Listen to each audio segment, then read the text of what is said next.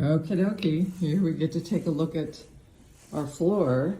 A sneak peek of, this has got, I think, at least 2 coats, but I think we're gonna have to buff it again and do 1 more coat. It's a little dry to me, and I think we just need to have 2 more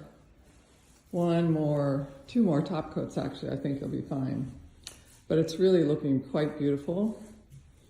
As you can see here, it's just a lovely, lovely finish. To see the color of this, which is provincial, and 2 coats. We're gonna have to buff it and probably do at least 2 more coats because it dried. It's dry. It's too dry. Maybe it's the heat, but it sure looks beautiful and exactly what I wanted to see in this ripped and quarter sawn white oak. It's just gorgeous. So we'll say ciao for now.